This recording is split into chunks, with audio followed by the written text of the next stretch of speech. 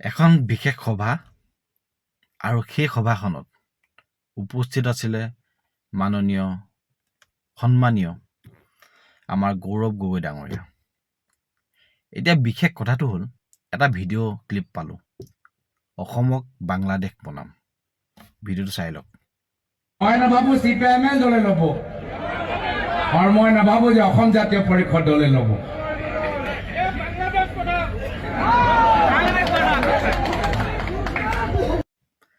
নিশ্চয় ভিডিঅ'টো চালে। এতিয়া মই ক'ব ওলাইছোঁ, এই বাংলাদেশ বনাম যে ক'লে যে ইমান সাহস ক'ত পালে, কোনে দিলে তেওঁলোকক ইমান সাহস?